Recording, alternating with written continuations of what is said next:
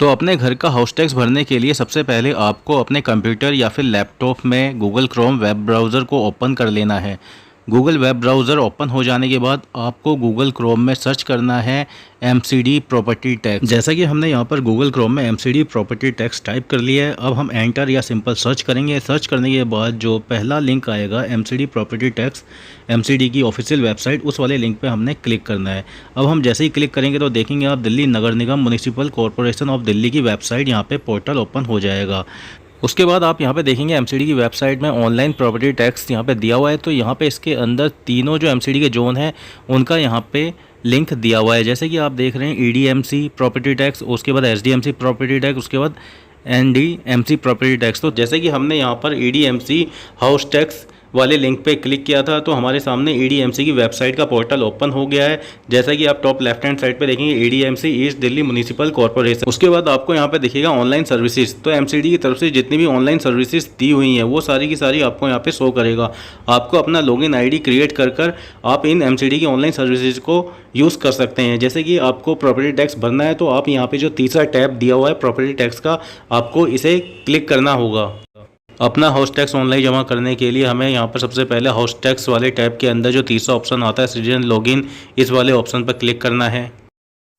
उसके बाद हमारे सामने एक लॉगिन आईडी को क्रिएट करने के लिए पोर्टल ओपन हो जाएगा। बिना लॉगिन आईडी क्रिएट किए हम एमसीडी की वेबसाइट पर अपना ऑनलाइन प्रॉपर्टी टैक्स जमा नहीं कर सकते। तो सबसे पहले हम ईडीएमसी की वेबसाइट पर अपना लॉगिन आईडी क्रिएट करेंगे। तो जैसे कि आप देख रहे हैं यहाँ पे यूज़र लॉगिन दिया हुआ है, दूसरा ऑफिसर लॉगिन और तीसरा बैंक लॉगिन। तो हम यहाँ पे यूज़र लॉगिन पर क्लिक करेंगे। और अगर आपने पहले से ही एमसीडी की वेबसाइट पर अपनी लॉगिन आईडी क्रिएट कर रखी है तो आप वो वाली लॉगिन आईडी डालकर एमसीडी की वेबसाइट पर अपना प्रॉपर्टी टैक्स भर सकते हैं। और अगर आपने अभी तक अपनी लॉगिन आईडी नहीं बनाई है तो आप यहाँ पर new user click here for sign up registration वाले ऑप्शन पर क्लिक करेंगे और अपनी नई लॉगिन आईडी यहाँ से क्रिएट करेंगे। उसके बाद ही आप अपना प्रॉपर्टी टैक्स भर पाएंगे। जैसा कि हमने लॉगिन आईडी मोबाइल नंबर को रजिस्टर करके बनाया है तो हम यहाँ पर रजिस्टर्ड मोबाइल नंबर के अंदर अपना रजिस्टर्ड मोबाइल नंबर डालेंगे। उसके बाद नीचे जो जनरेट ओटीपी है, जनरेट ओटीपी पे हमें क्लिक करना है। तो फिर एक ओटीपी आएगा इस रजिस्टर्ड मोबाइल नंबर पर जिससे हमने लॉगिन आईडी क्रिएट किया है। तो वो जो रजिस्टर्ड मोबाइल नंबर है हम यहाँ पर एंटर ओटीपी वाले कॉलम में डालेंगे। उसके बाद नीचे लॉगिन वाले ऑप्शन पर क्लिक करेंगे। इस तरीके से हम एमसीडी के ऑनलाइन पोर्टल पर लॉगिन हो जाएंगे। जैसे कि आप टॉप राइट हैंड साइड पे देखेंगे आपको अपना नाम दिखाई देगा जिस नाम से भी आपने लॉगिन आईडी क्रिएट किया है। उसके बाद यहाँ पे देखेंगे friends welcome to property tax online service और नीचे प्रॉपर्टी टैक्स का टैब दिया हुआ है। तो अब आप प्रॉपर्टी टैक्स अपना भर सकते हैं। तो आपको सिंपली अब इस प्रॉपर्टी टैक्स वाले टैब पर क्लिक करना है। जैसे ही हम यहाँ पर प्रॉपर्टी टैक्स वाले टैब पर क्लिक करेंगे तो हमारे सामने एक नोटिफिकेशन शो करेगा। जैसे कि आप स्क्रीन पर देख रहे हैं, please pay your property tax through UPIC, payment of property tax and filling of property tax return can not be done from old ID. तो अब आपकी जो पुरानी ओल्ड प्रॉपर्टी टैक्स की आईडी थी जिससे पहले आप अपना टैक्स भरते थे, अब आप उससे टैक्स अपना नहीं भर पाएंगे। अब आपको ऑनलाइन टैक्स भरने के लिए एक यूपीआईसी क्रिएट और जनरेट करनी पड़ेगी। तो वो कैसे क्रिएट की जाती है वो भी मैं आगे आपको इस वीडियो में बता देता हूँ। तो अब हम इस नोटिफिकेशन को ओके कर देंगे। ओके करने के बाद फ्रेंड्स जैसे कि आप देख रहे हैं यहाँ पे your registered property detail are shown below, use them to pay tax. तो यहाँ पे हमें कुछ टैब यहाँ पे मिल जाते हैं। जैसे कि आप देखेंगे सर्च प्रॉपर्टी ऑन यूपीआईसी। तो अगर आपने पहले से ही अपनी कोई यूपीआईसी जनरेट कर रखी है, क्रिएट कर रखी है, तो आपको सर्च प्रॉपर्टी ऑन यूपीआईसी पर क्लिक करना है। तो जैसे ही हम इस पर क्लिक करेंगे तो आपकी जो भी प्रॉपर्टी है आप यहाँ पे सर्च कर सकते हैं। तो सर्च करने के यहाँ पे जो तरीके दिए हुए हैं, मेथड दिए हुए हैं, 3 है। सर्च प्रॉपर्टी डिटेल, तो सबसे पहले आप यहाँ पे अगर आपकी कोई यूपीआईसी पहले से बनी हुई है वो डालेंगे, नहीं तो आप प्रॉपर्टी आईडी भी पुरानी वाली डाल सकते हैं और सर्च कर सकते हैं अपनी प्रॉपर्टी। और दूसरा तरीका यहाँ पर अपनी प्रॉपर्टी को सर्च करने का है receipt number of tax paid. तो आपका जो टैक्स पेड का रिसिप्ट नंबर है वो डालेंगे और ईयर ऑफ टैक्स पेड को, और कौन से ईयर में आपने की है वो ईयर यहाँ पे टाइप करेंगे। तो इस तरीके से भी हम अपनी ऑनलाइन प्रॉपर्टी सर्च कर सकते हैं। और तीसरा ऑप्शन यहाँ पे जो दिया हुआ है उसमें हमने कॉलोनी डालनी है और ऑनर नेम डालेंगे प्रॉपर्टी का और फिर सर्च पे क्लिक करेंगे। तो इस तरीके से भी हम अपनी प्रॉपर्टी को सर्च कर सकते हैं। और अगर हमारी प्रॉपर्टी की यूपीआईसी क्रिएट नहीं हुई है तो सबसे पहले हमें यूपीआईसी अपनी प्रॉपर्टी की क्रिएट करनी है। तो यूपीआईसी क्रिएट करने के लिए सबसे पहले यहाँ पर हम जो दूसरा टैब हमें मिल जाता है रजिस्टर फॉर न्यू प्रॉपर्टी, उस वाले टैब पर क्लिक करेंगे। तो यहाँ पे 2 ऑप्शन मिल जाते हैं, प्रीवियस यूपीआईसी। अगर आपकी प्रीवियस है तो आप उसे सर्च कर लेंगे। यहाँ पे सर्च ऑन यूपीआईसी पर क्लिक करके अपनी प्रॉपर्टी को कैसे सर्च करना है ये मैं आपको ऑलरेडी पहले ही इस वीडियो में बता चुका हूँ। तो अब आपको नई यूपीआईसी क्रिएट करने के लिए यहाँ पे जो दिखा रहा है नीचे वाला option do not have यूपीआईसी, apply for new यूपीआईसी। तो इस वाले टैब पे हमें क्लिक करना है। जैसे ही हम इस टैब पे क्लिक करेंगे तो यहाँ पे न्यू यूपीआईसी क्रिएट करने के लिए एक फॉर्म खुल जाएगा। जैसे कि आप देख रहे हैं वीडियो में, अप्लाई यूपीआईसी। तो यहाँ पे कुछ इसके लिए नोटिफिकेशन दिए हुए हैं, आप उसे भी पढ़ लीजिएगा अपना फॉर्म फिलअप करने से पहले। Prior to apply for new UPIC make sure you have no UPIC allotted earlier for this property. Please search your property papers previous G8 tax paid receipt if any. For new UPIC kindly fill the detail and apply. अपनी property की नई यूपीआईसी create करने के लिए form में सबसे पहले यहाँ पे मिल जाता है ऑप्शन कैटेगराइजेशन। तो यहाँ पे सबसे पहले कैटेगराइजेशन वाला सेक्शन हमें फिल करना है। इसमें सबसे पहले आता है ओनरशिप कैटेगरी। तो यहाँ पे ओनरशिप कैटेगरी सिलेक्ट करनी है, इंडिविजुअल है या ऑर्गेनाइजेशन है या गवर्नमेंट है। तो हम यहाँ पे इंडिविजुअल प्रॉपर्टी का यूपीआईसी क्रिएट करना चाहते हैं। तो यहाँ पे हमें कैटेगराइजेशन में, ओनरशिप कैटेगराइजेशन में इंडिविजुअल को सिलेक्ट करना है। उसके बाद यहाँ पे है ओनरशिप टाइप। ओनरशिप टाइप में भी यहाँ पे 3 ऑप्शन आपको शो करेगा, Hindu undivided, family, joint owner और सिंगल ओनर। अगर आप अपनी प्रॉपर्टी के सिंगल ओनर है तो आपको यहाँ पे सिंगल ओनर वाला ऑप्शन सेलेक्ट करना है ओनरशिप टाइप के अंदर। उसके बाद आता है प्रॉपर्टी कैटेगरी।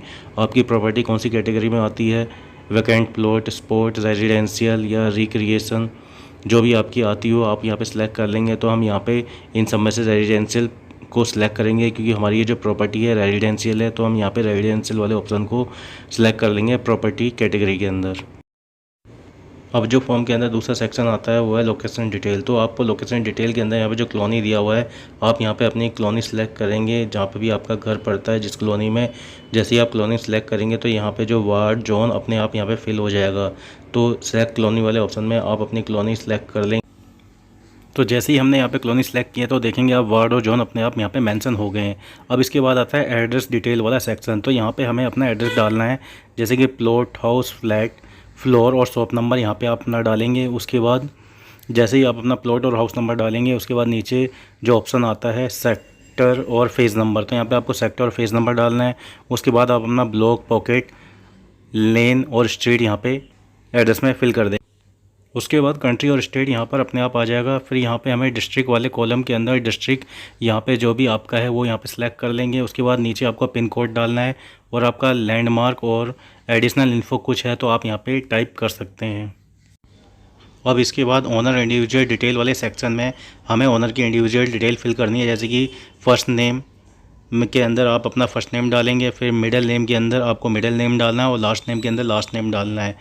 उसके बाद जैसे ही आप अपना फर्स्ट नेम, मिडिल नेम और लास्ट नेम डाल देंगे, फिर नीचे आपको जेंडर सेलेक्ट करना है, फिर आप अपनी डेट ऑफ बर्थ डालेंगे।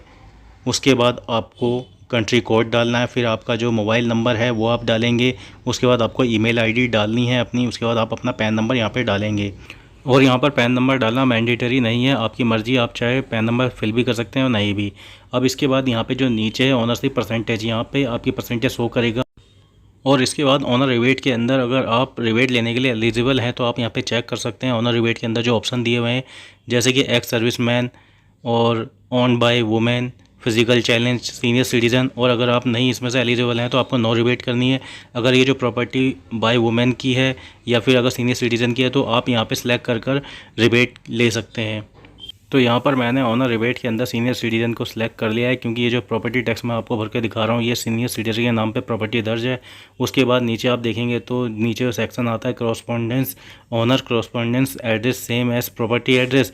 यहाँ पे 2 ऑप्शन मिल जाते हैं, येस और नो। अगर आप ये जो यहाँ पे एड्रेस ऊपर दिया हुआ है और ये करस्पॉन्डेंस एड्रेस आपका सेम है तो आपको येस करना है।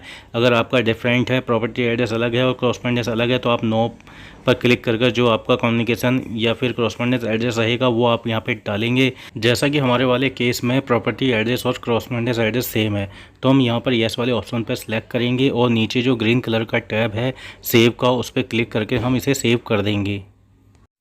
और सेव वाले ऑप्शन में क्लिक करने के बाद हमने जो भी डिटेल भरी थी यहाँ पे सेव हो जाएगी, जैसे कि आप देख रहे हैं यहाँ पे। और आप इस डिटेल को एक्शन में जाकर एडिट भी कर सकते हैं अगर आप कोई डिटेल चेंज करना चाहते हैं। और यहाँ पे रिमूव का ऑप्शन भी दिया हुआ है, आप रिमूव भी इसे कर सकते हैं। इसके बाद यहाँ पे अपलोड डॉक्यूमेंट वाले सेक्शन के अंदर आप चाहे तो डॉक्यूमेंट को अपलोड कर भी सकते हैं और नहीं भी कर सकते हैं, आपकी मर्जी है। उसके बाद आता है डिक्लेरेशन वाला ऑप्शन। यहाँ पे आप वो डिक्लेरेशन वाले ऑप्शन में चेक कर आपको सबमिट वाले ऑप्शन पर क्लिक करना है। उसके बाद आपकी प्रॉपर्टी की यूपीआई आईडी जनरेट हो जाएगी। अब जैसा कि आप वीडियो में देख पा रहे हैं, हमारी जो प्रॉपर्टी है उसकी यूपी आईडी हमें अलॉट हो चुकी है। यहाँ पे सीरियल नंबर के बगल में देखेंगे यूपी आईडी शो कर रहा है।